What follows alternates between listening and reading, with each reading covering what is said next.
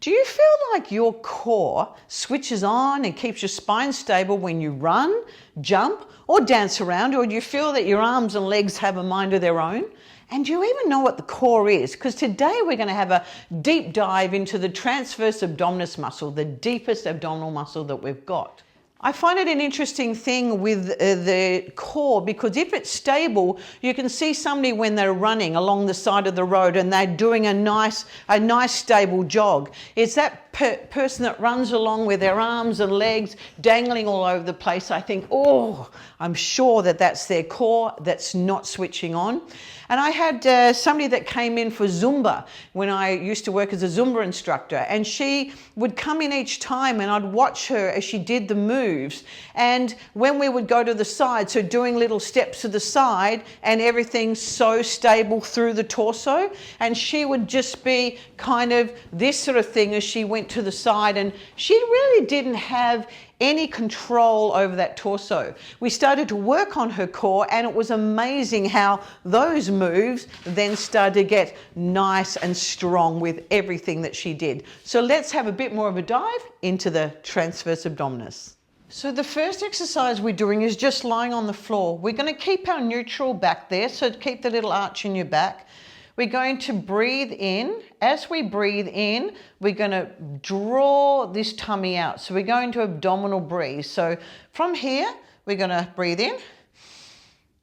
Let those abdominal contents push out. And then as we breathe out, we're going to little pursed lips and we're just going to draw that belly button in. As we breathe in, really draw the air into that abdomen, and as we breathe out, the belly button's got to go into the spine. Now there's another way of doing this. If your knees are okay with this, we'll come over onto our front, and what we're doing from here, we're going to actually do the same thing. So we're going to breathe in through our nose, drop the abdomen down. We're not moving the spine at all. As we blow out, we're doing it through pursed lips and pulling that core in. As we breathe in, we're just allowing all the abdominal contents to come away from our spine. And as we breathe out through pursed lips, we're going to draw those abdominal contents in. So bring the belly button into the spine. One more time as we breathe in. We're going to let the air, the abdominal contents hang away from the spine. And as we breathe out, we're just going to suck that abdomen in again. We're not trying to move our spine here. That's staying still. It's just the belly button that we're trying to draw in and out. So now we're going to look at another exercise on the floor that we can do to actually see if our core is working and actually strengthen that core at the same time. So we're going to lie on the floor, and we're going to get that arch under our back. So our fingertips are going to go under the arch of our back, and all we're going to do here is we're going to press down our back. Now you may need to do a bit of a pelvic tilt, so tilt the pelvis, but you don't want the hips up off the floor. They're staying on the floor, but you just imagine my fingers are like a sponge, and I'm trying to really push that sponge down and pull all the water out of it. I'm trying to squash it with my spine. So I want you to hold there, keep breathing, keep pushing, hold for about 10 seconds, and then relax. You should feel all these abdominals working quite hard. So let's press our fingers back down again and squash them down to the ground. Good. Now, if you can do that okay, your next one can be where we squash down and then lifting a leg, but don't let the squash go from your finger. So if you can't achieve the first one, stay with that. Try a number of 10 seconds and then have a relax for maybe 20 seconds, go again, see if you can do 12 of them. But if you can do that first one okay, this is a little bit harder. So you're trying to keep the squeeze down with every change of the leg that we do. It's actually quite hard to do, so you're actually working quite hard to maintain that squeeze on your fingers. Another one that we can be doing is in the air.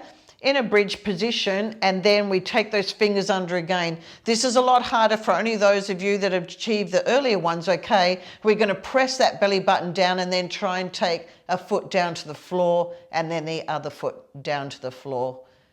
Great. A way that you can make this a bit harder is to hold a weight overhead, really press that back down and taking one foot down and the other foot down. Awesome. Now we're going to look at 2 ball exercises that are perfect for working that deep transverse abdominis muscle. Let's have a look. So one of the exercises here is just a ball rollout. I'm going to have the ball in front of me. I'm going to have my core on and I'm just going to roll forward, and as I roll forward my hips come forward as well, so they don't stay up in the air. They roll forward as well, and then I'm holding that for about 10 seconds and then I'm rolling myself back again.